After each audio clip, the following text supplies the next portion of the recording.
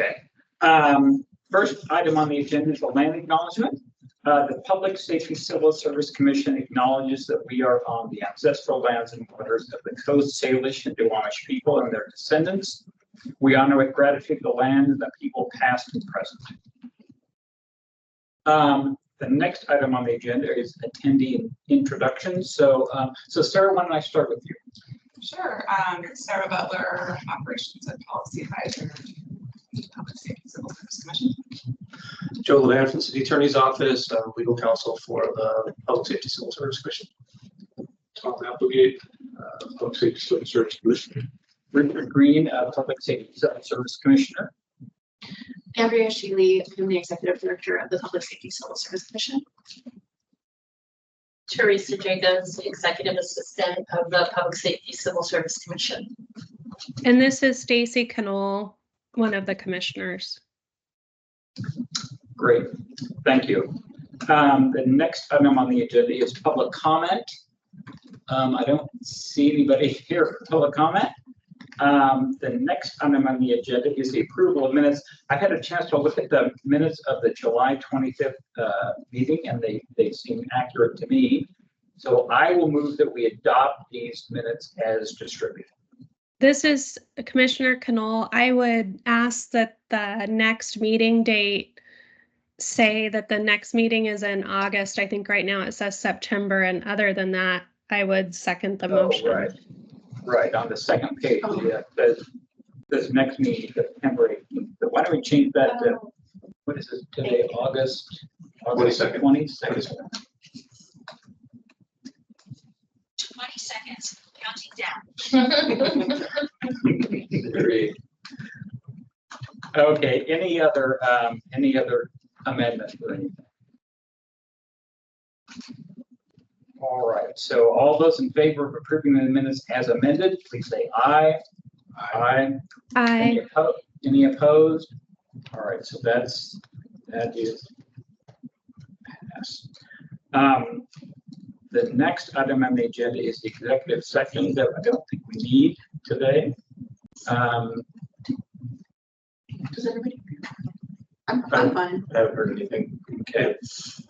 So the next item on the agenda is action items, complete entry-level exam vendor due diligence report. Sheila, you want to take over with that? Oh, yes, that came right up. Thank you, Commissioner Green. This is an item that we carried over from last month's agenda. I'm happy that we have all of our commissioners here today. Thank you. And this is pretty important. As you all know, we were requested in early 2024 to look into and consider switching to another testing vendor for the police officer exam. This became a pretty big process and a pretty big point of focus for some of our elected officials, and ultimately resulted in, at least in part, with my conducting a due diligence. Thank you so much to those people who participated, did background on that report, and ultimately I did issue a report on, I believe it was June 17th or June 7th, early June 2024, and that report is in the packet. June 17th, 2024, and it is in the packet. We are here today to talk about the results of that report. It did include key findings and recommendations. The findings sort of are what they are. They're factual findings and they're explained. And I'm going to go through, I have a presentation, I'm going to go through them at the highest level. And, you know, I would like to ask the commission to consider each of those recommendations, course, discuss them to the extent you'd like to, and potentially adopt them or authorize them. And I have a short presentation that I'll give right now. And I'll pause here if there's any questions at this juncture. Okay, thank you. And we are using a different format for our meeting, so please be nice to me about sharing my presentation on Teams rather than WebEx.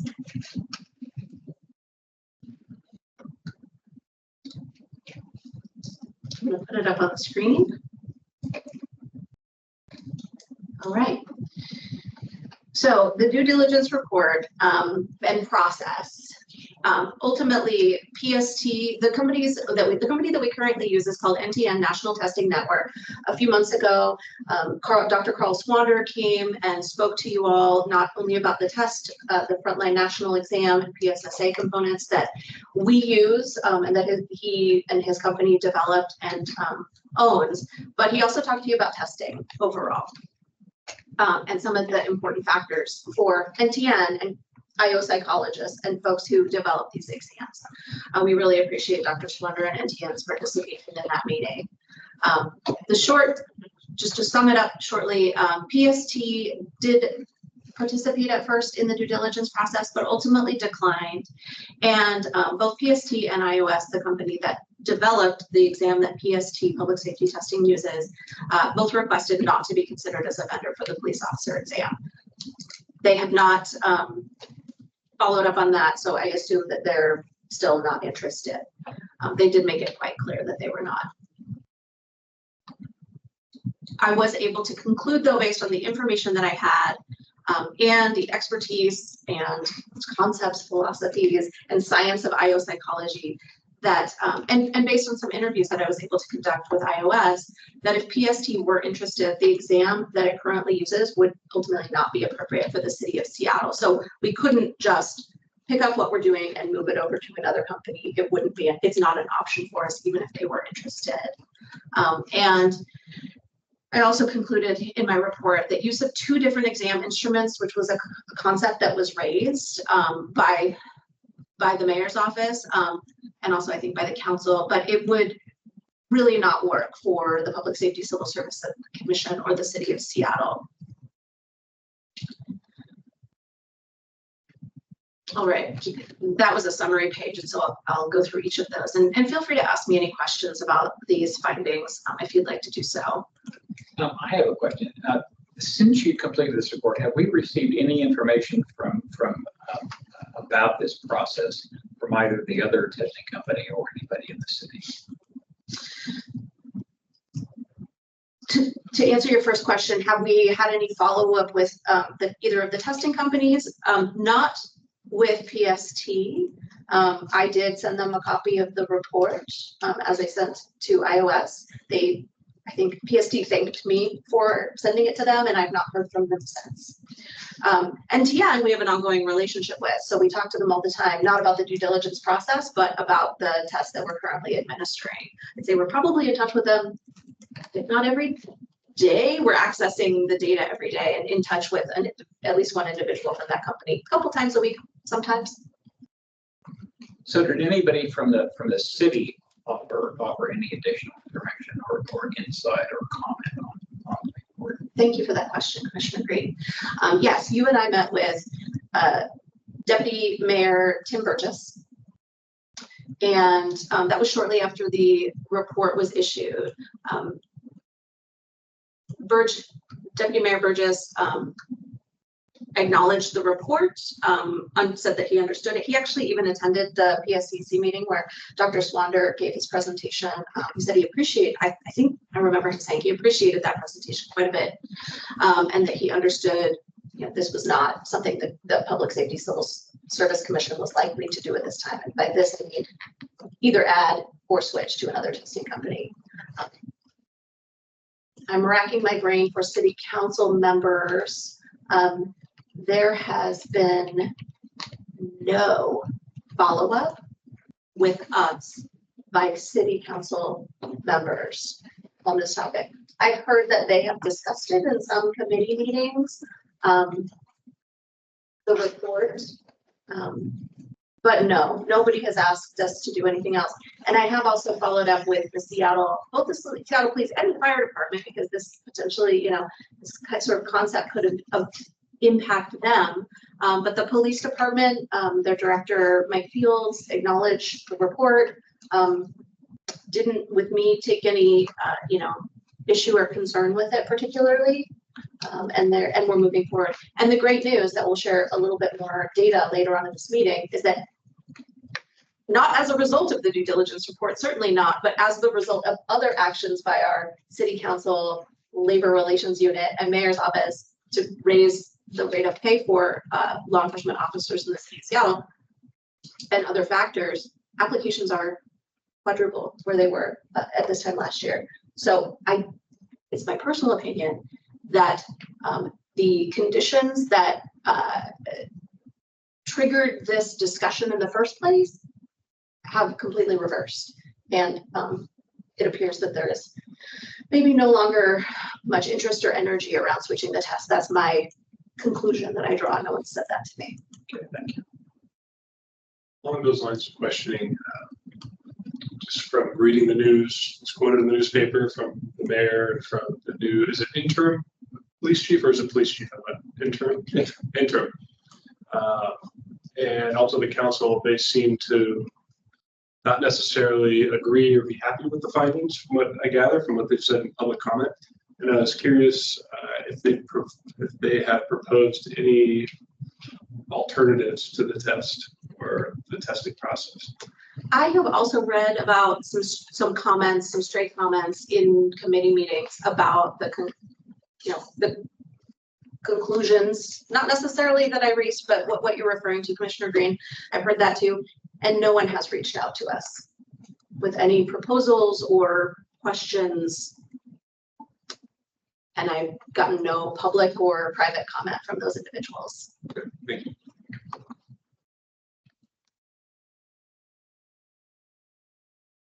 Thank you for those questions. Key finding number 1, I've already gone over, so I will not go over it again. Key finding number 2, I've also gone over, but I'll just share in addition to that, that the test developer, iOS, shared with us in an interview that it would require a rigorous validation process to even validate the existing exam for the city of Seattle. And he said that the likely result would be that iOS probably would need to develop a custom exam and would not give PST permission to use the exam that they currently have a license for. The report and I concluded that developing a new custom exam for SPD's use would not achieve the purpose of the request, which was to essentially increase the number of applicants and the access by increasing their access. And I think the unstated part, the part that I've concluded myself, is that with a 90% pass rate, more people would pass the exam than relatively people are passing when we have about a 70 to 72% pass rate with the current exam. That's for an exam that's not validated and the company is not interested in providing. That's exactly right. Okay. My third finding was that use of 2 different exam instruments, hypothetically, if PST were interested and available, would create practical and legal complexities for the city of Seattle, such that it would not be advisable. One of the challenges we grappled with and ultimately could not reconcile was how would you rank candidates when using 2 different entry-level exams? We are required by both state and local law to provide a ranked register of the relative fitness for a position of candidates. We do not know, there's so much we do not know also about the PST exam because PST declined to involve itself in our due diligence. And that's perfectly fine. But another point that is a little bit finer is that we know, we are aware that PST in its contract, its typical contract, its boilerplate language actually states that it will not defend use of a blended register. And so, and NTN clearly does not recommend the use of 2 tools and a blended register. But by blended register, I mean trying to merge folks who take one exam and folks who take another exam. So that's one of the complications. And, you know, as I mentioned before, developing a custom exam would not achieve the purpose of the request. The fourth finding that I made was that Seattle's current exam effectively assesses the qualities related to constitutional policing, that's crucial. They're important to community, which we did some research and surveying to underline that point, is validated for Seattle's use and was in fact developed for the city of Seattle's use, and extremely importantly, does not result in adverse impact for any protected classes. Information that we don't have for the other exam. NTN also serves many or most of Seattle peer competitor cities. It was developed for Seattle and is used by many larger, more racially diverse populations, where there are many application flows more racially diverse. 6 of the West Coast 7 cities use it, which we often use in comparisons for labor relations issues.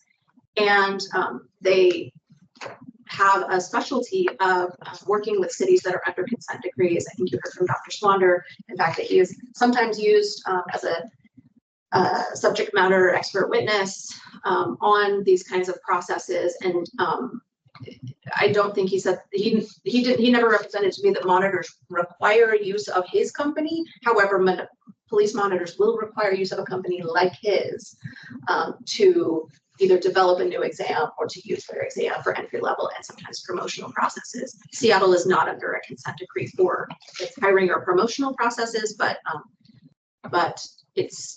they're familiar with working with cities under consent decrees for bias issues. My request is that the commission authorize us to carry out the due diligence report recommendations, and I'll just say a few words about those. The first recommendation is that we continue using NTN as a vendor for our police officer exams. We are doing this. And the reason that I'm requesting your authorization is sort of to put just to put your authority behind these recommendations. It helps us as a practical matter to say that the commission supports this when in conversation with folks. This is also a very important issue. It is a central duty of the Public Safety Civil Service Commission to oversee exams. And so I appreciate y'all's deep and thorough attention to this issue. It's really been good to have you all paying attention and learning alongside us and overseeing this work. Anyway, continue using NTN. They are our current consultant. We also use NTN's exam for the firefighter examination and have since 2018. NTN was awarded that contract as a result of an RFP and an in-depth, thorough review of the entire hiring process from soup to nuts.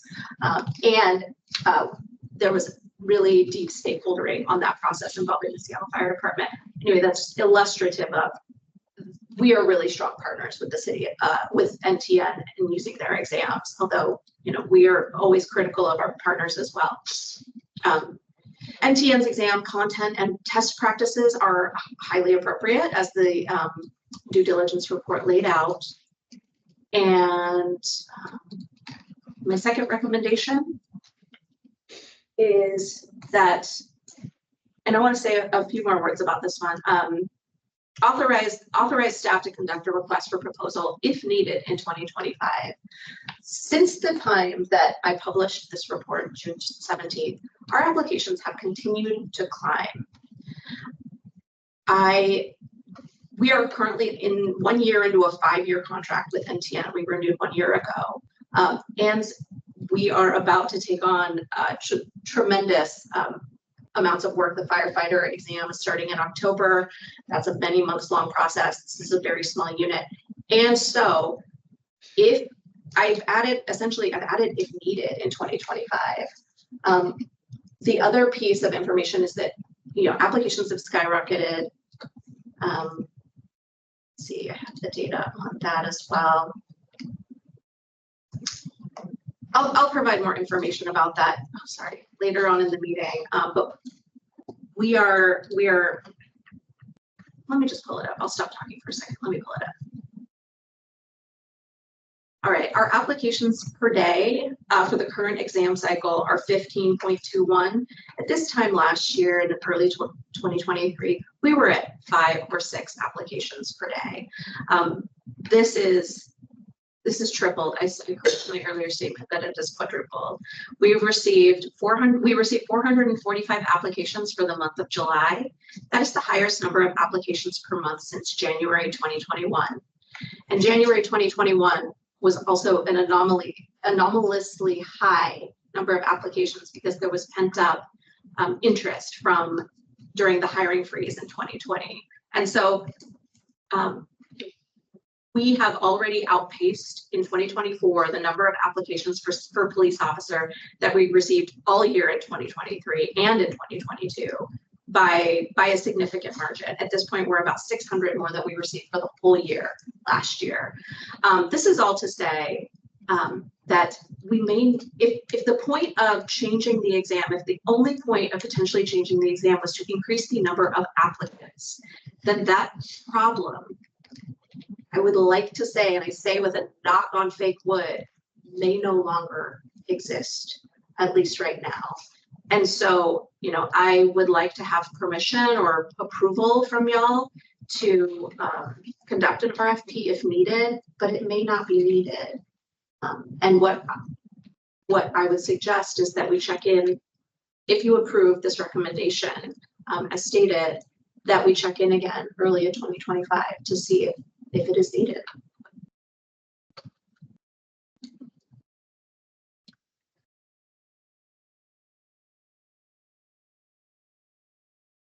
And the third recommendation is to continue engaging in continuous improvement. This is something that we will do whether or not you authorize us to do it. But I want to ask you to approve this recommendation just to sort of emphasize the importance both to us and the staff and the commission of working with our partners, our stakeholders in understanding what the needs of the departments are and ensuring that we are doing our very best to meet those needs. Okay, thank you. So I would suggest we sort of go through these recommendations one by one and talk about it and whether we want to just approve them. So maybe we can go back to the first one, right? Okay. So this seems appropriate to me, considering that it, again, all the information we got about the appropriateness of this test and the fact that it now seems to be, in a sense, working. So, Tom, do you have any comments about this? Nothing to add. Okay, Stacy, do you have anything that you want to say? No, not at this point. Thank you. All right. So I would move that we approve recommendation number 1. I would second that. Okay, so any further discussion? All right, so all in favor say aye. Aye. Aye. Any opposed? Okay, so that recommendation is approved. With respect to the second recommendation,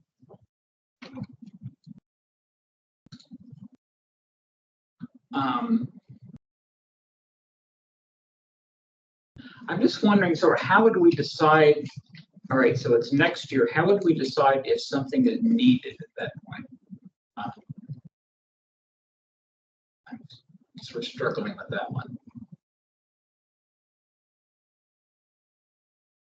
Perhaps just speak with the stakeholders and see if stakeholders are interested in pursuing as an RFP, is that right? Yeah. Yes. Oh, all right. Yeah. Or if people with stakeholders are not interested, don't need to go through that process. Okay. Taxpayer money on that. Yeah. All right. That makes sense. Commissioner Knoll, do you have any comments on this one? No, well, I guess I do. I think on this one, it does sound like this question may be a bit moot based on what the executive director just presented. I would say at this point, I feel very comfortable just leaving this in her discretion, trusting that if in her expertise or if she sees a need for this, she would certainly be welcome at any time to circle back and discuss with us. So, I mean, I guess just thinking this through, and I'd ask Ms. Shealy, is she still seeking our authorization for this? What's the current request, considering the landscape has changed somewhat drastically since this recommendation was made? Thank you, Commissioner Knoll. You know, I really like your suggestion, and the reason I've sort of, softened it is I actually, if I can project into the future, I do not think it will likely be needed in 2025. But maybe a sort of middle ground might be that I could promise to raise this issue with you all, give you a report. I'll definitely be doing stakeholdering the entire time. We have regular meetings with the mayor's office, the police department, fire department, most of our stakeholders, and maybe do a report on what I think is appropriate for next year, maybe in early part of 2025, rather than make this a recommendation. I like that approach. That seems great to me too.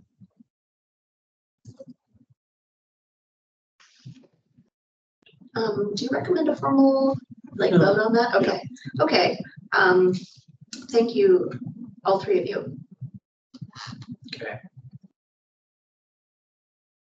And So on the third recommendation, I guess. What is the map we say? It seems fine to me.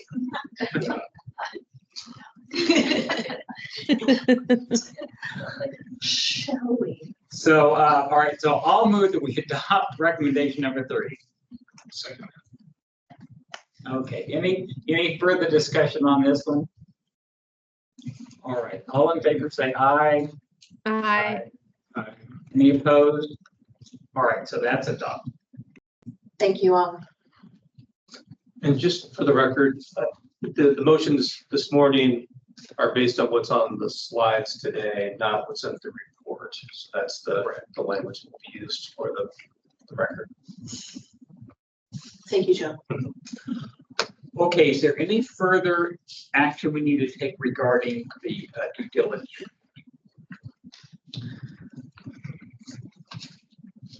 No, I don't think so. Okay, good. I really want to thank you all. You've been really good listeners and given feedback to me throughout this process. I really appreciate it. I want to thank all of the people, again, who participated in, including our stakeholders. I want to thank NTN and PST for participating throughout this process to the extent they chose to do so.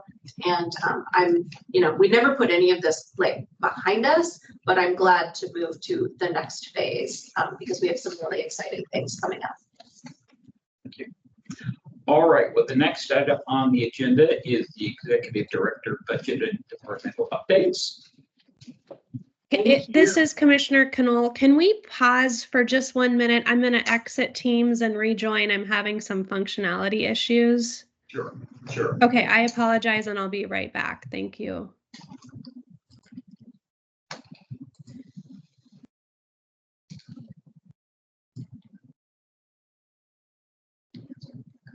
There was no public. Can I leave it? I'm not sure about Teams, but you stop it. Yeah, so I wouldn't. I'll just do that. You didn't talk about it.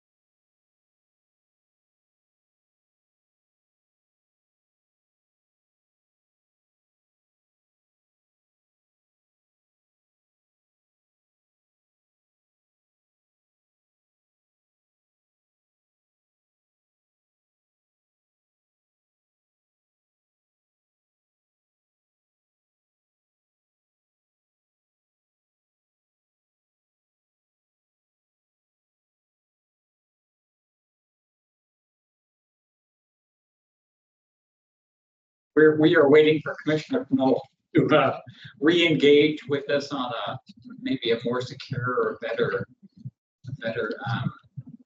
access.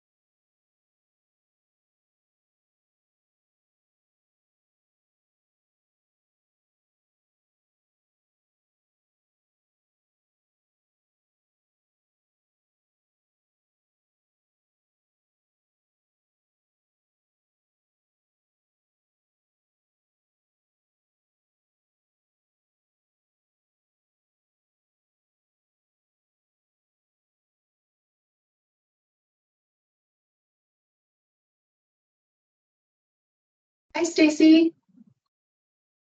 Would you like me to call you on the telephone? Hi there. I don't know if you can hear me, but I think We I'm can hear back you. on. Yeah, we can hear you. Can you hear us? Okay. Yeah, sorry about that, everyone. Thank you. No problem.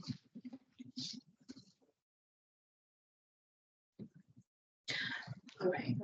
We were at the budget and departmental updates. Yes. All right. Wonderful. So the council did pass a bill in July that added a position to the SHR exam team's budget. And that position is going to focus on entry-level police officer and do other data work and also support the team generally and be a team member. We have conducted a hiring process. I want to thank Commissioner Green for participating in the second interview panel, and a candidate was selected. That's Adelaide Alders. So she is moving up to that position. I think maybe in just a day or two, or maybe already has. So she's already working in that position, leaving a vacancy in her old role as personnel analyst. We have recently offered a temporary appointment to a qualified candidate. They've accepted that appointment and they will be starting in that role on September 11th, I believe. Alongside that temporary position, we are running a hiring process for the permanent personnel analyst role. Really excited to interview some qualified candidates there. And then this team will be fully staffed in its new formation and ready to go. We will be also pursuant to agreements and the ordinance transitioning to a continuous testing model for entry-level police officer in October 2024. That will be in large part the work of the new added position that Ms. Alders will be in or is in, and some other exciting work around entry-level police officer. The commission also was asked as part of that ordinance to do regular reporting. I think it is it bi-yearly reporting?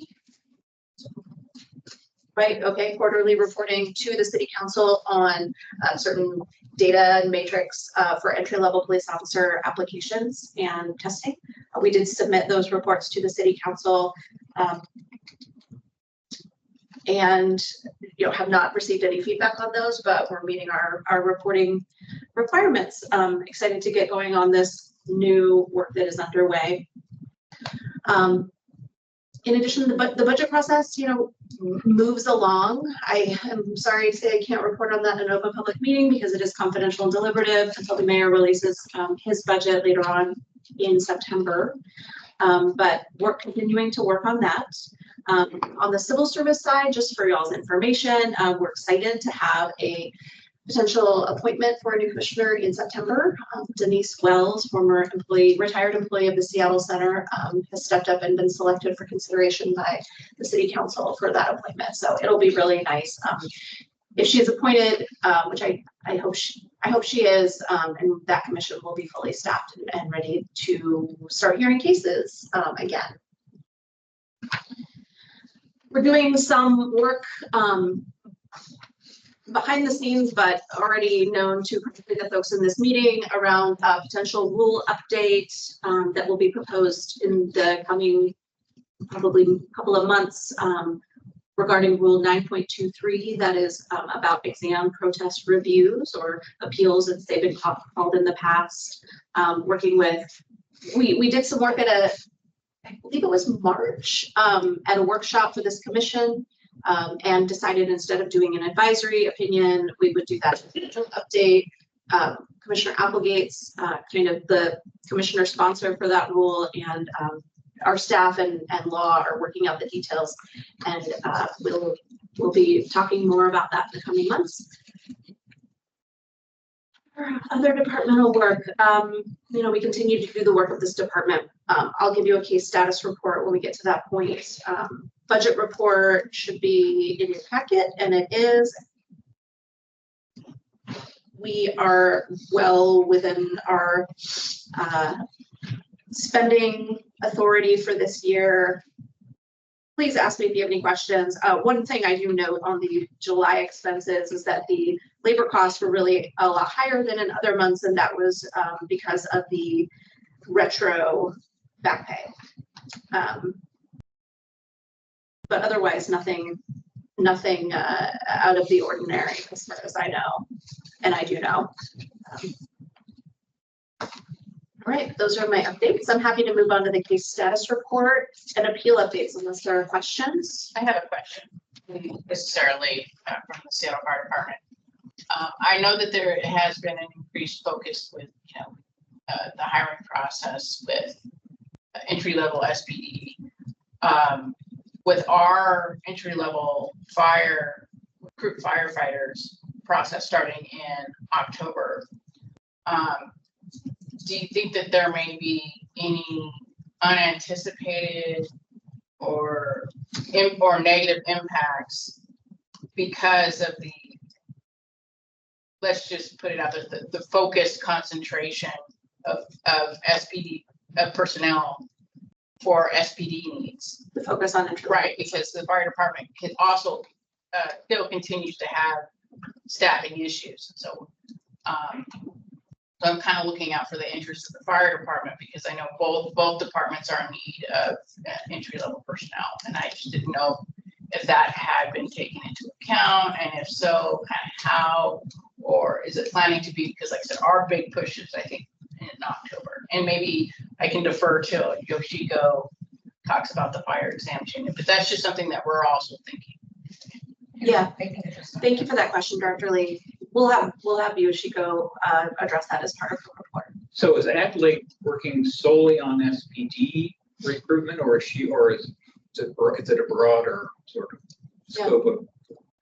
So Adelaide is not working on recruitment at all, but she is working on entry-level processes, as are other members of our staff. But no, she will not be exclusively working on entry-level police officer work. We want to spread her expertise, knowledge, and abilities throughout our team. But she does have specific responsibilities with regard to entry-level police officers, such as the reporting, such as some of the data analysis, which we also will have more capacity as Adelaide is fully embodying that position to do that work for the fire department too. The fire department will not be left behind.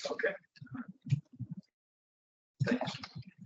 Yeah, absolutely. I'm really excited to have her in that role. She's really skilled. I also had a question too about fire department hiring staffing situation. Would this be the appropriate time, or should I wait a little bit later here? Let's wait until Director Lee gives the update on the numbers, or maybe Ms. Costin's going to do that, but I think that would be a good time for that. Thanks, everyone. I will give the appeal report, and it will be really short. Case status update. Former Officer Hill was on this report last month and possibly the month before that as well. He is going to proceed with his appeal before the Public Safety Civil Service Commission. He has asked to have a little bit more time so he can find a legal representative, but we will be moving forward with his pre-hearing conference in September, unless he really can't get his lawyer there, but we do need to proceed with this appeal. So that's the update on that. We continue to receive, of course, requests for probationary extension, and those are pretty consistent for both fire and police. Not that many, but they are reflected here in this chart. And then requests for reinstatement to the eligible register. Those have slowed down a little bit after the July 30th, 2024 look back window passed. But those are also reflected here in this report. That is my case status update.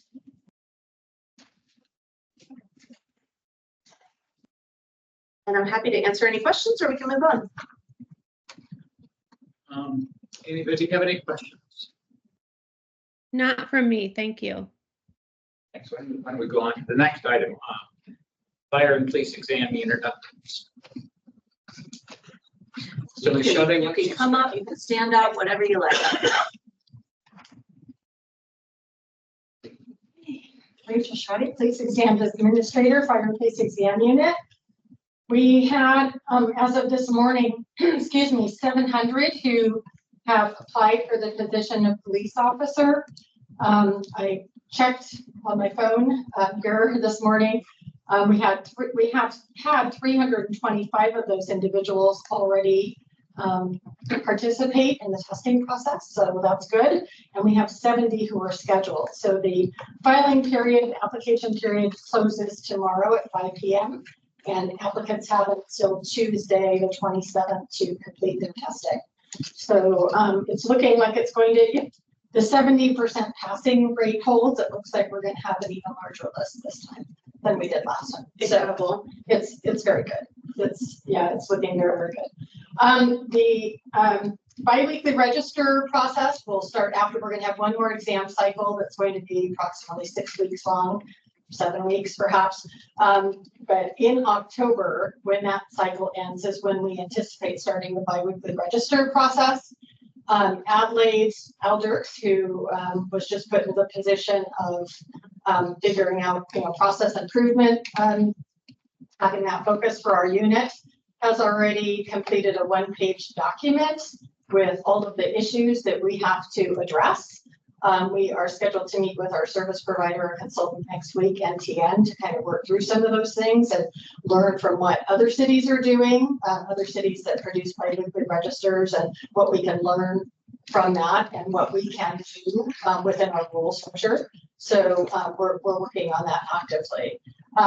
We have shifted the work of our unit. I'm sure Yoshiko will talk about this a little bit more. Quite honestly, the work of our unit has always been and will continue to be that whenever there's a large exam, it's all hands on deck.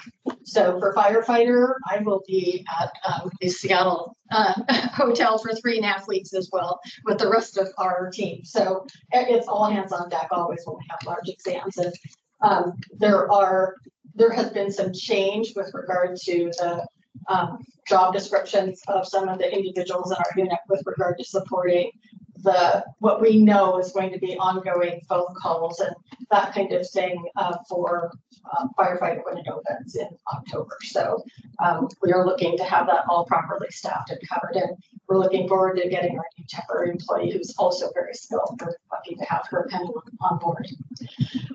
We had an event that I was privileged to attend.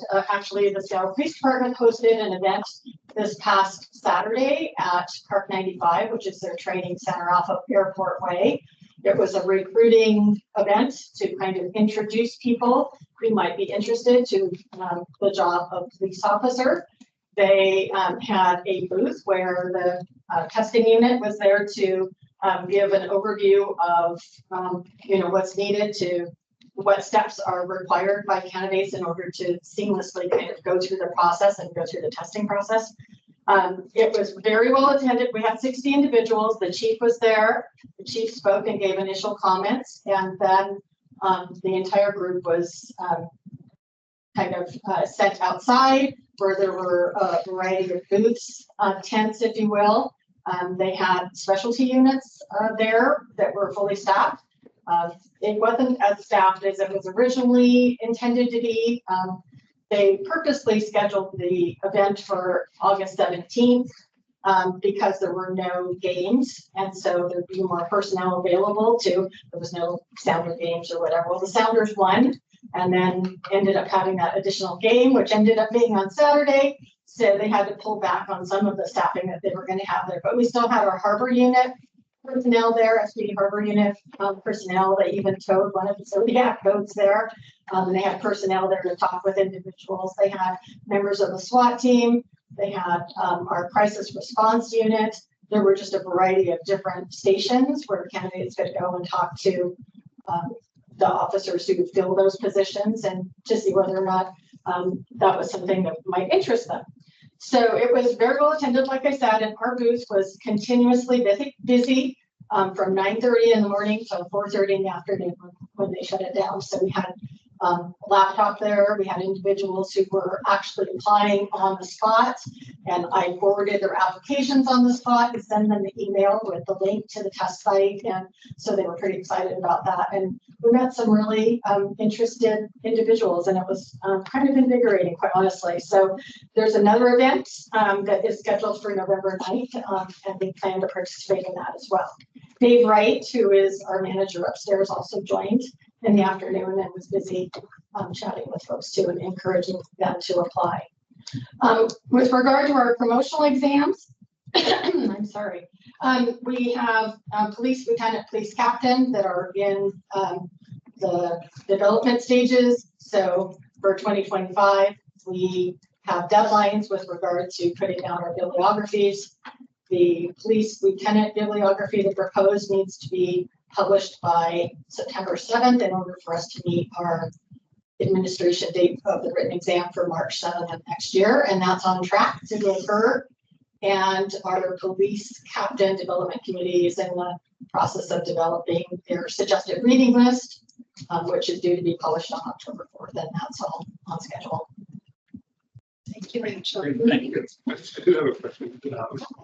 Curious, we've had some numbers in the past that I was trying to understand about how many budget pockets is the right word versus how many folks are in those pockets right now. I'm going to defer that question to SPD. There have been some confusion with regard to this statistic sometimes, and I think it's because sometimes it's authorized funded and authorized unfunded and unfunded authorized. Yeah. So there's all sorts of categories, and I think there's just various reports that have kind of caused that confusion. And so I think that would Mr. support that. McKenzie is here. He'll be able to answer I your think question. that would- Great. Yes, yeah. Thank you.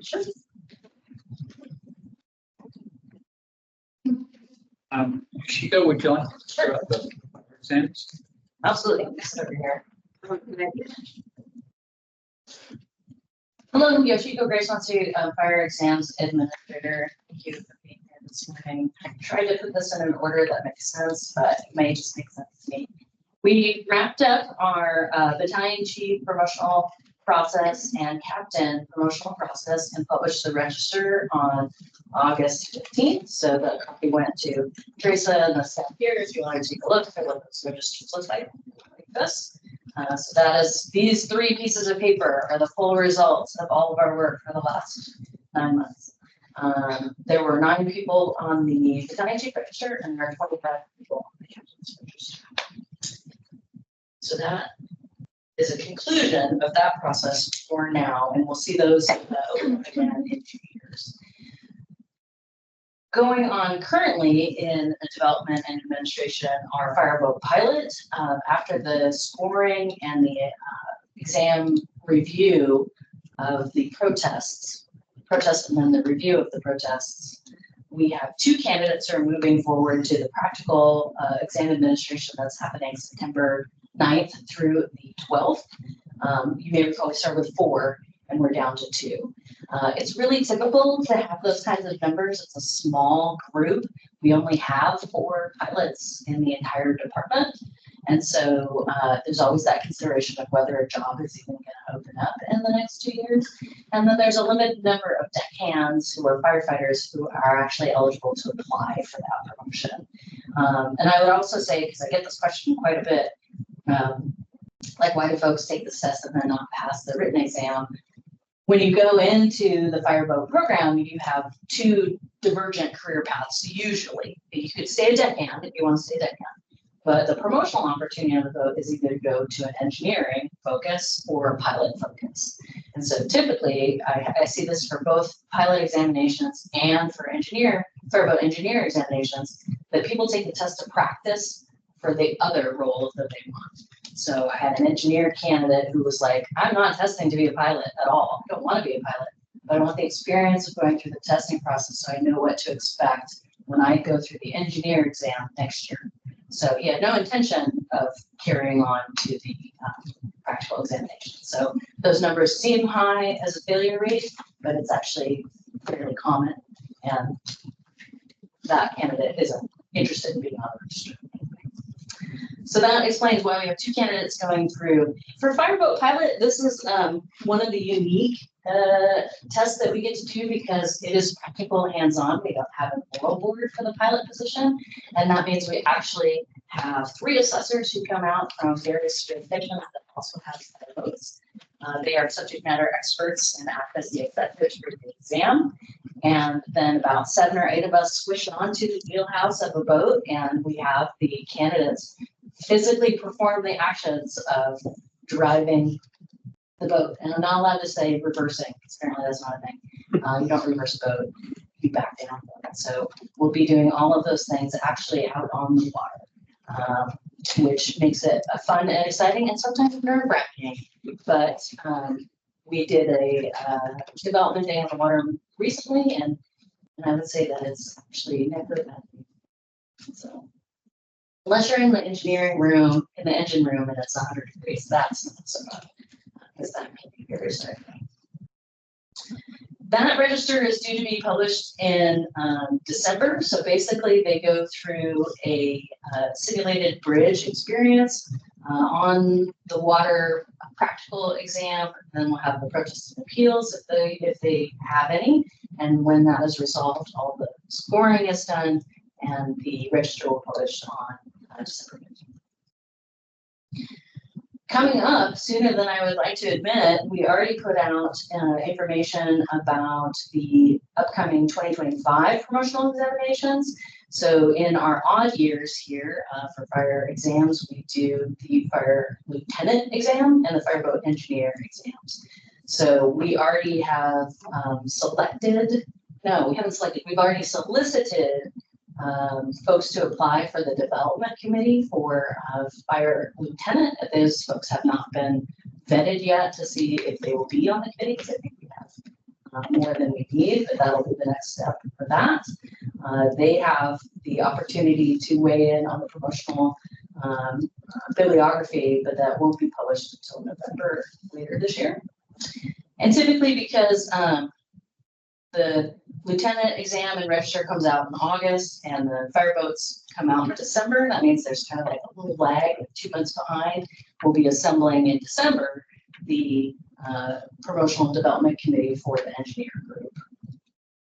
Kind of limited, there's only 4 of them, so usually get 1 or 2 people who are interested and available to be on that development committee. We mentioned a couple of times the fun of firefighter 2024-2025. So as a result of an open competitive call for proposals in 2017, NTN was selected among those competitors to be the vendor for our fire team entry-level fire process. And we've been very happy working with them for the last few years, especially around their adaptability when it came to COVID. They went from doing almost all in-person testing to almost all virtual test from your home, which was a huge lift, and it allowed us to continue our testing process and hiring process through COVID. And we've been good partners with them in the last few years, in the last few cycles. One of the reasons why I mentioned that is because we only do firefighter testing once every 2 years. We did have 1 year that we did it in back-to-back years, and it was a tremendous lift.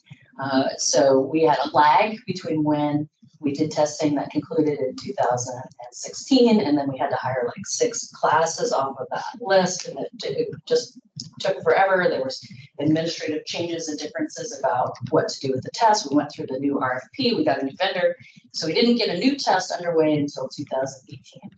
And then we were like, let's try it again, because the 2018 was off cycle. And we wanted to put ourselves back on the right cycle, so we ended up doing the test again in 2019/2020. There was anticipation that there would be a great difference in the number of applications. Like, oh, hey, we're doing these 12 months apart. Maybe that'll decrease the workload putting on these tests.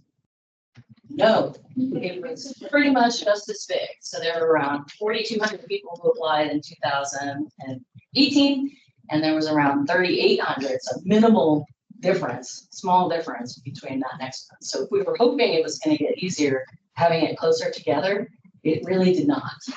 And that still requires us to, in our current practice, to do oral boards for anyone who passes the video exam, which could be upwards of 1,400, 1,500. So either we can decrease the number of people that we offer an interview to, and we have to struggle with how to make that decision and who moves forward to an interview and who doesn't, because right now it's all who pass get invited to the oral boards. But we didn't see that drop off that made it easier for us to go to an annual type of cycle. Yeah, big question. So when you did the back, that was before my time. So when Ray, I think I was there for like the last 5 minutes of that. When you did, I mean, wouldn't have all the people on the 2018 register had to retest to stay on the next register? You do have to retest if you want to continue your eligibility, yes. Yeah. Mhm. I'm curious, I don't have numbers in front of me, but my understanding is that like the 2000, I think there was 2015-ish.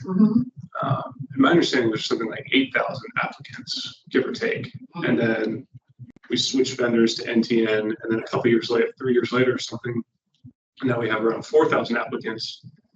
Do we have any idea why that is? Is there any information as to what happened there? Oh, yes. Things that will never be repeated again if I can help it. So I was not a part of this unit in 2015, 2016, but I sat next door and I was a recruiter in talent acquisition, and I shared a cube wall, I think, with Rachel. So I knew a lot about what was going on during that time. In 2015, there was a decision made that the open application period would last for 6 months. Okay. And I kind of gasped. Right. And as you can imagine, if your candidates are anywhere between 17 years old and 35 years old, like you apply for a job 6 months and then you get called in to test, Like a lot of people just did not show up. So we had 7,200 applications as a result of this ginormous application period, but then it just dropped. So the number was still higher than usual, but the amount of people who completed and went through the process was not great.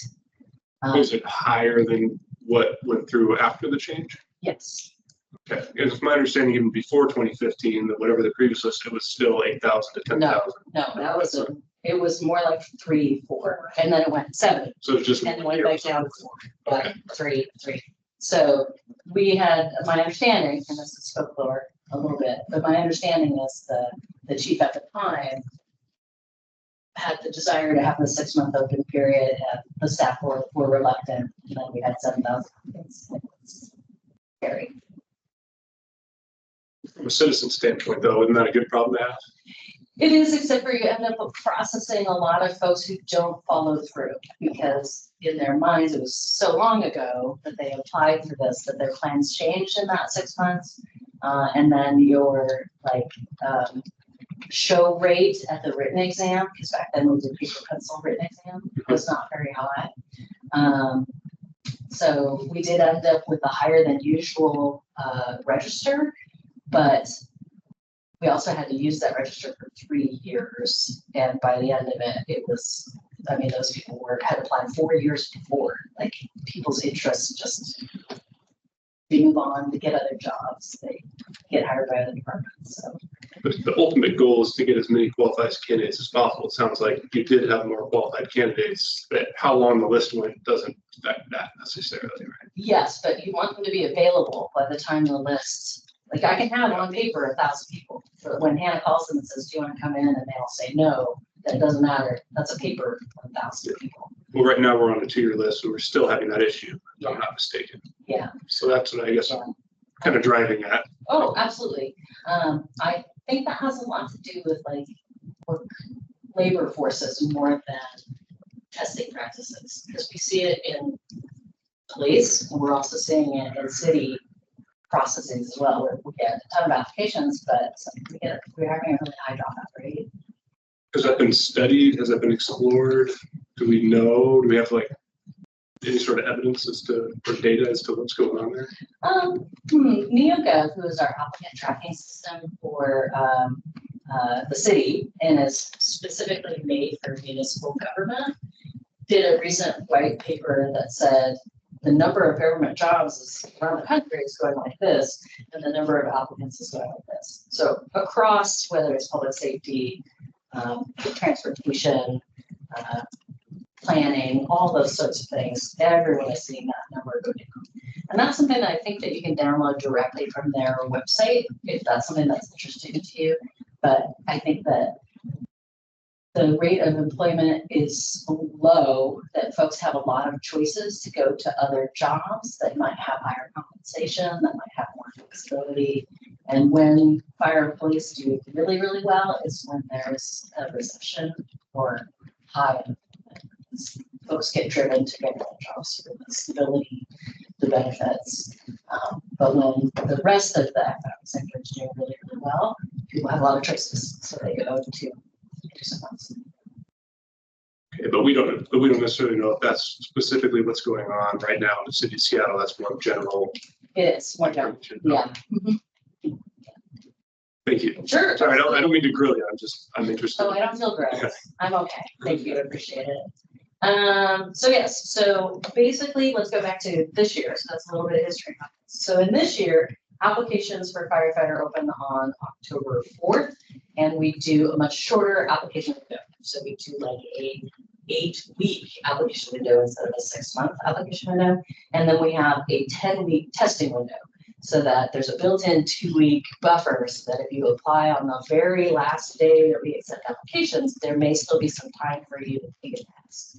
Because you don't want someone to be like, oh, I applied at 4:45 and then testing is concluding at 5 o'clock and I can't take a test in the next 15 minutes. So instead you cut that off, and then we give them 2 weeks to try to finish up all the testing they have to do. So the testing window and the application window do run concurrently, but the testing window goes 2 weeks longer. Correct, and we've done it offset before, and this week I think it's concurrent, or this time it's concurrent with longer. Yeah, so we used to do like overlapping 8-week, 8-week, and now we're doing 8-week, 10-week. Yeah. For sanity purposes and budgetary purposes, we split up the firefighter process so that the testing application window is in the fall of one fiscal year, and that the oral boards is in the winter, the next January, February of the next fiscal year, which helps us do our planning and not trying to do it all at once. So after the testing, online or in-person written/video exam is complete, we would do that first assessment of grading all of the and scoring all of those video exams. And then we would have the number of folks that we would need to invite in about mid-December to oral boards. We have about a month to get ready for oral boards, the actual administration of the oral boards, which are scheduled to start usually a couple of days after Martin Luther King Jr. Day, so like January 22nd-ish. We have done these all over because it's hard to find a place or a venue that can accommodate doing 100 to 120 interviews a day spread among 10 panels with 3 people each. And so a couple of years ago, we moved to a hotel in SeaTac. And I have to tell you that I think there are such great advantages to that because there are many out-of-town candidates who can fly in, do their oral board, and then turn around, walk back to the airport and leave. It's so convenient for all of those folks who are traveling to Seattle to take part in our oral boards. Now, we might miss the nice park setting that we've had in facilities in the past, but those transportation-wise were hard to get to.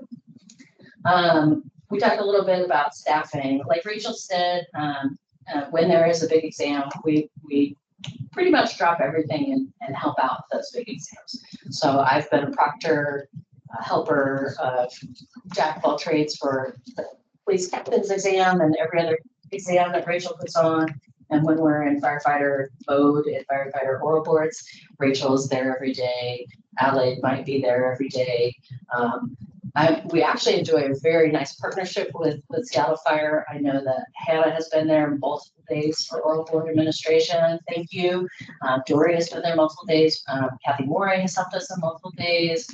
And we've had other staff from that, from helping us out, in addition to the panelists, the uniform employees who are there as panelists. It takes about 40 people to do the on-site administration, including all the panelists, on a daily basis for those 3 weeks. We expect that the register will be published in March, and hopefully that will give enough time to do all the pre-employment screening needed to start somebody in an August class. I will say that we have ongoing and have since 2017 discussions about whether to do continuous testing or annual testing for fire. And I am open to all of those discussions. I would just need another body to do it because with the promotional testing schedule that we have in fire, I just don't think that we can take on another exam each year without additional.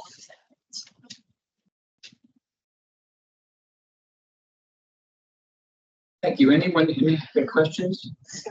I have some questions, but I'll defer to Director B here. Just FYI, I've been working on a project where I'm looking at the testing over essentially from 2002 to present, with both from the very start to kind of where we end up with recruits and the year after. This has been something that I've been working on for several months. I'm hoping to finish it by the end of September and make it a report available to the commission as well as to the fire police exams unit. Because of the concerns of having a 2-year register, and I can tell you just from all the intel that I've looked at and the data that I've looked at, it's been done many different ways with different results. The question is, at this point in time, given our staffing needs, is the current system still the best system? And I'm hoping to provide more data. And what I mean tracking is like the people who were on our register, trying to find out those people where they went too. So it's a comprehensive thing that I've been working on for several months now. But with the idea of SPDs hiring differing and with more numbers coming, that's what the concern is. I know that there's an all hands on deck, but there is the concern that with that we may not have the sufficient hands available. And we are expecting, just based on the nature of our recruitment and outreach reference, we're expecting probably a number closer to 6,000 number of applicants. We're not expecting our usual amount because of our recruitment efforts and how successful they have been in this past year. And a large part of that is to our specific recruit and outreach team with our public information officer, John Park, who's been a awesome partner in this and has tremendous community connectivities from his prior work. So, I mean, for instance, I attended a recruitment session in North Seattle Community College. I mean, we had 80 people alone in that. And that one was one where it was like a Saturday afternoon. These are drawing people to the interests and having the questions. I think we're seeing it at a level that we haven't seen it in years. So I'm just letting you know this all ahead of time, because I think we're going to see a sharp uptick in the number of applicants. And that's why I'm concerned about how we toggle, or how, fire exams and this commission will toggle what may be an unexpected problem. A couple of things. The system that we have in place, I think, has worked for some time, and there's been tweaks. Oh, it's not been stagnant, because we're always looking for that continuous improvement. But I will say that for years and years, fire only hired one class. So it was pretty easy to draw and have that lead up to get that one class hired in August. It was only one, they only trained 30 people a year. So the number of the people on the list met the need of filling a class of 30 people one time a year. So they only, on average, hired 60 people in 2 years. That changed tremendously in 2016. The number of people who were eligible to retire, decided to retire, meant that we moved to 2 classes of hiring in a year, and we bumped it up to try and hire 50 in each class, and sometimes offered 60 people in each class. So hiring went from 30 a year to 120. If that cycle is to continue and you continue to get the supplemental budget in order to have that level of hiring and fire, then yes, we should take a look at a corresponding increase in resources to this unit to meet that ongoing need. But it has fluctuated, because there are some years that you hire 40, and then I think this past class was only size 20 or something like that. It wasn't a full 30, so it wasn't 60, right? So they went from hiring 120 estimate a year to more like 90. So if we could get more in sync with an understanding of how many classes you're going to hire, and if you're going to run at that pace for the next 5 years or foreseeable future, then yeah, I think we should look at what resources are needed to keep up with that. Because the system that we had, I think, was sufficient for hiring one class of 30. One of the questions that I have is, and this is mostly hearsay, but I don't have it. You may have the number, Director Lee, but my understanding is when the budget or financial issues in the early 2000s, we didn't hire for, the fire department didn't hire for a year, That's right. something like that. And then when we did hire, we hired a very small number of folks. And I understand there's budgetary concerns, but I'm also, the part that I'm curious about is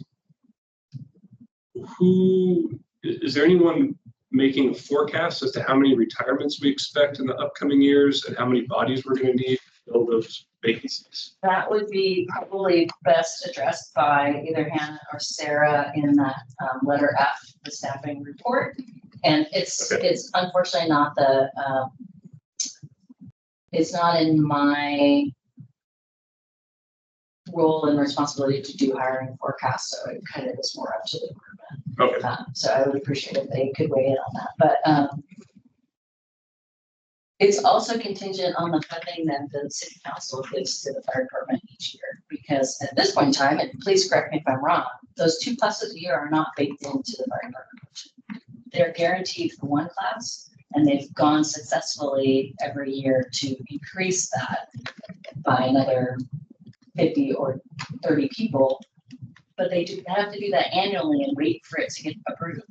Yeah. And which I believe, is great, and I don't believe they've been turned down, but it doesn't necessarily help with planning if you don't adjust the system so that runs more efficiently on either one of our sides, because it's kind of like, are we doing it this year? We don't know. We gotta put in a proposal, we gotta wait for the proposal to be reviewed, you gotta wait for it to be approved, then we can move forward. And you can mostly assume that the city council and mayor are not gonna say no, but we're also facing a budget crisis, so I'm not sure.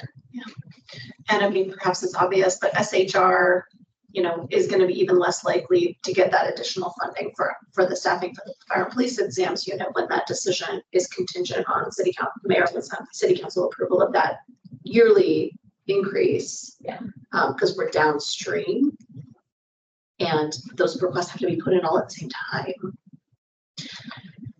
So anyway, that's just a problem. It's not to say that it can't be resolved, but yeah, I appreciate your explanation of that. Is it permanent in the budget, Director Lee, that there will be 2 classes per year, or is SFDA requesting that in this budget cycle? I thought we were at 60. Yeah, Years. we're almost by number. Of individuals? 60 individuals, so 2 classes of 30 is our standard, and we've been asking in the past few years for increases on top of that because of our turnover. But for example, for this year, we did not receive an increase, so our standard is 60, so 2 classes. 2 classes of 30. Not sure if this is the appropriate time, but do we know how many people short we are right now? I sure do have those numbers. And Do you want me to? Yeah, why hand that don't over, we move on to the staffing? Yeah.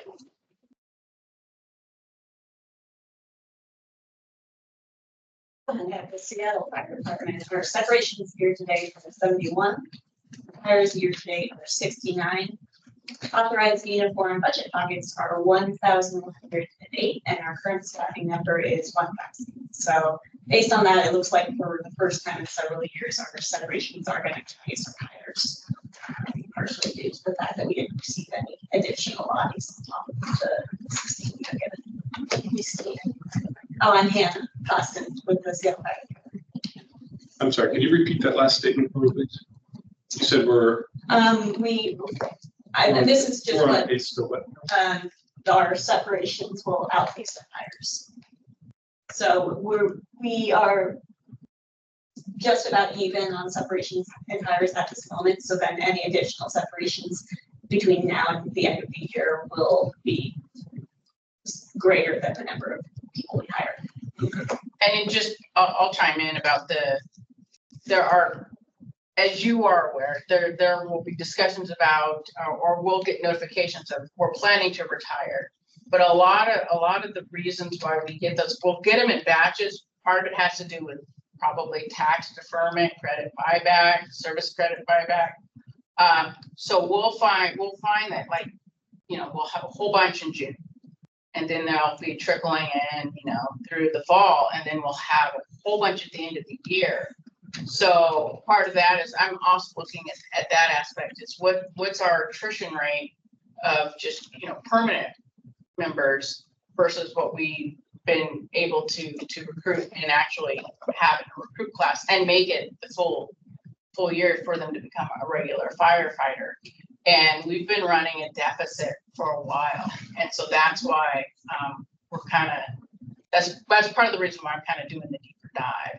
And we do forecast, we do look at longevity rates, and especially at 25 years, that's usually when we start seeing individuals kind of making those choices. And we have a lot of members, a significant number of members that are approaching that 20 to 25 year mark. So we we can do some relative forecasting, but then we have a couple members that have been here, what, 50 years? So we actually still have people who are in left one. Jeez. So, Wow. because, I mean, that's a testament. And we also have civilians that are 40, 50 years too. But when they do decide, it usually is in sort of a batch form. So if that gives you guys any additional context in terms of kind of forecasting, that's kind of. Quarterly, I pull a bunch of numbers for our finance director who gives the mayor's office. And one of those is the percentage of our workforce that is retirement eligible and the percentage that is partially retirement eligible. So that's something that we're tracking as well. Thank you, Hannah and Director Lee. I think that the information about what your budget is for hiring, for recruit school and hiring, that's really helpful to know. And maybe we can work out, a schedule where you're giving us those kinds of reports when you're getting your budget approvals or putting in your budget request. Just more communication on that side will really help us, especially because it sounds like you're anticipating. I think so many people across the city are eligible for retirement or will be soon. We may need to make a request for additional staff resources in the 2026 budget. So they'll be really happy to hear that. But you know what? You can't not hire firefighters. Right. It seems like a basic expectation of citizens that if they call 911, that people show up. I agree. And we know that like our city budget folks will look at how have you been making do all this time? But if you've been making do on fumes and, burning out your employees, and I mean no offense against any of our employees, they sometimes say, well, keep doing that. And, that's not a sustainable plan. So I really appreciate this heads up from the Seattle Fire Department. And, I think, we're constantly having these types of conversations with the police department. So let's increase them with the fire department as well. Thank you. Sure. Question I do have regarding the hiring of Seattle firefighters. I can't speak to the police hires. Sounds like at least we have more applications, but one of the questions that's come up with in this work is the physical standard that we use to hire these individuals. It's my understanding that one of the most common reasons that folks either defer, resign, or don't pass drill school is due to the inability to perform physical tasks that are required of a firefighter. It's my understanding we've used the CPAT for quite some time as our pass-fail physical assessment. Is there any conversation regarding, maybe having folks come down and they have to raise the ladders that they'll be expected to raise, or carry the hose up to the tower that they'd be expected to carry, or any other type of physical standards? So that my concern is, I guess, a couple fold. One is we're spending a lot of taxpayer dollars, and if we can identify that this person is not physically capable of doing the job, we're spending taxpayer money for nothing.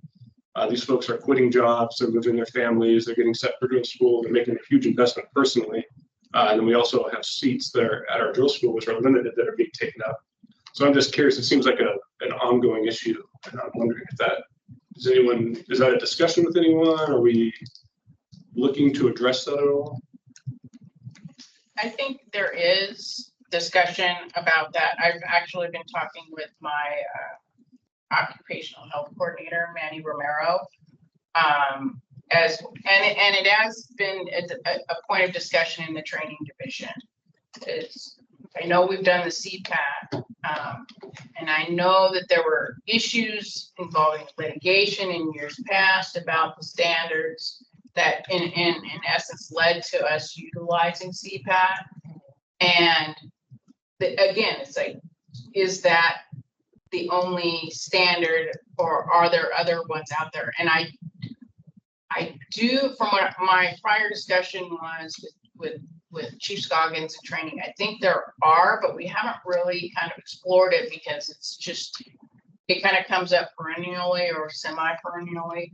But it's probably worth taking at least an analysis and look at. But keep in mind the CPAT, that's all we have our own medical evaluation, our own backgrounding process that also looks at the physical condition of a recruit candidate. And so there's you have that large group of people who take and pass and do the interview and oral board. That's the all pre-conditional, but our post-conditional is also where there's additional attrition rate, but then for good reasons. If someone has, got a condition, a chronic condition, and it's obvious that they won't be able to lift a ladder, they may be able to pass their CPAT, but they may not be able to do that. We want those kind of coveted seats in recruit school to go to candidates that have the best chance of success. So there's that process as well. So it's not just the CPAT that is a factor, and it's something that we can look at, and it is always in discussion, but I think we've had more discussion in the past couple of years and probably in other years. But it's on our radar, definitely from management's perspective. And I'll just state, just for the clarity for the record, the CPAT is not conducted by the Fire and Police Exams Unit. It is conducted and overseen by the fire department. So our involvement ends at the publication of the register. Yeah, I was reading in the rules that there is some, I'm not a lawyer, I'm not an attorney, obviously, but there's some language in there that says that the Public Safety Civil Service Commission can look at the physical readiness of the applicant as part of the application process. And my concern is, the CPAT doesn't seem to have really any correlation to being successful. I don't say any correlation, but there are, I don't know what the exact number is, but there's a ton of folks who pass the CPAT who are nowhere near physically capable of getting through our drill school. And then the health evaluation process, as I understand it, there's a treadmill component of that. I think you do 10 push-ups, I think, something like that. But as far as the actual ability to go out and raise a ladder and carry hose around with bunking gear on, I'm trying to understand how we evaluate that, I guess, is where I'm coming from, so that we can best use taxpayer resources as well as the candidate's resource, fire department resource, all those different things. And I can't speak to the Seattle Fire Department's process, but I do know that the EEOC has come out with, I don't think these are written opinions, but the chairperson, Charlotte Burrow, just as a general matter, when speaking at conferences, has emphasized the need for all hiring processes to be valid for the job for which you're hiring. And that's something that the EEOC really looks at when investigating claims. And local validation is always best. And so I don't know anything about this CPAP truly, but just as general tenets of personnel assessment, those are really important. And we did have something before the CPAT, and it did involve litigation that made us change to the CPAT. So in case you weren't aware of that. Avoiding discrimination and discriminatory impact is always crucial. Okay, any other questions? So did we have police staffing? Yes, Alan McKenzie with the Seattle Police. Separations year to date are 78. That includes officers and student officers. Hires year to date 31. Our authorized budgeted pockets are 1,074. That won't change for the rest of the year. Current staffing is 1,012, all sworn. That doesn't include recruits who are in the academy. And it does include some officers who are not in service through long-term disability or extended leave. So the actual in-service number is more like 916 at the end of June. Commissioner Green, you asked me last time about laterals, coaching, I think was the word you used. We've had 3, one student officer, one rehire, less than 2 years left and came back. One rehire more than 2 years ago left and came back to us. We've had 2 folks disclose. They're not required to, but they have disclosed they've left to another agency this year. I'd say for SPD on the lateral side, there has been a significant uptick in the past few months of lateral applicants.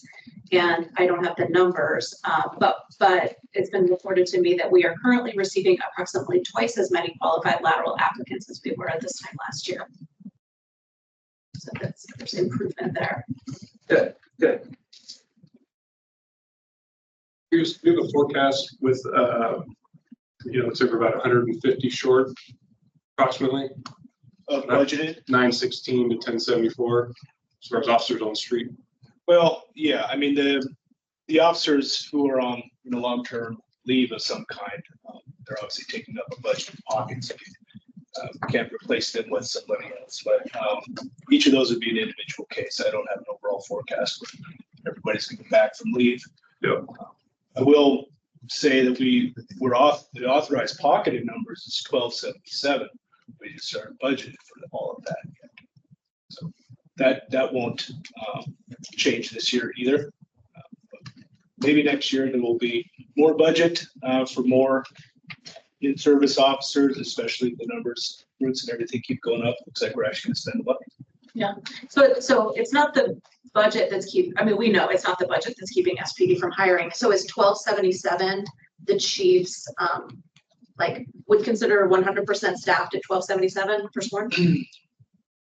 I don't know the answer to that question. I know that's the authorized pockets. I'd love to know what the goal is. Yeah, well, I think the goal is to get, up to the numbers were 15 years ago. But the short-term goal certainly would be to fill all of the pockets that we're budgeted for. And that number is 1012. I'm sorry, that number is 1074.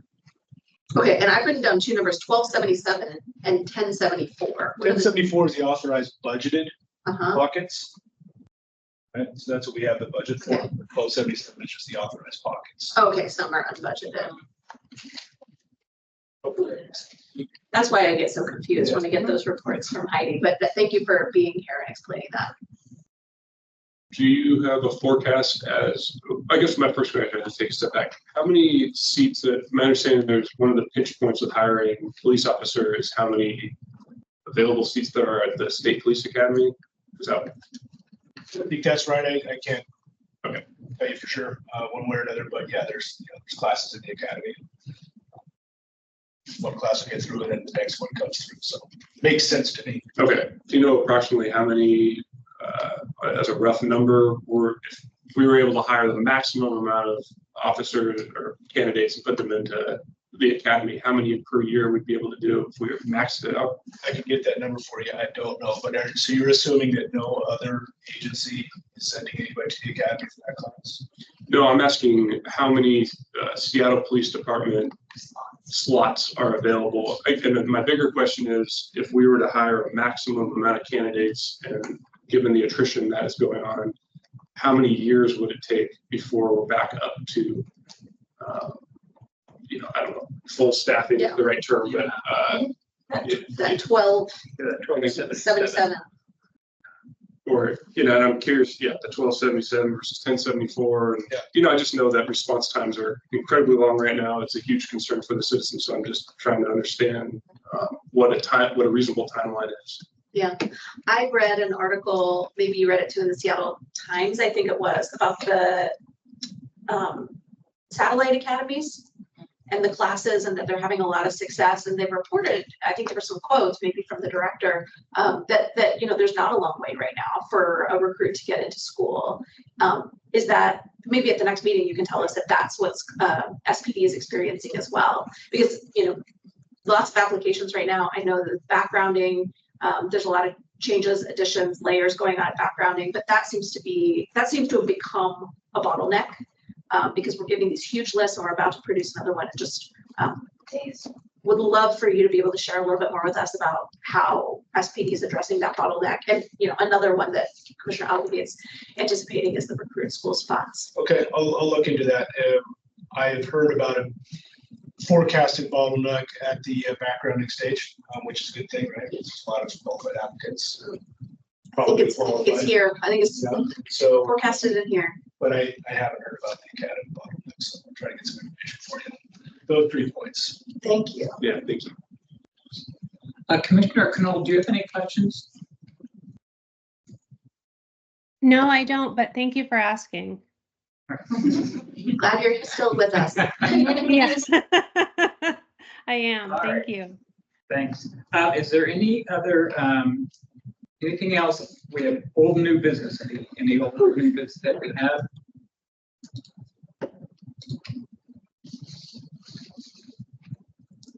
All right, I guess seeing that, and our next meeting again is September 19th.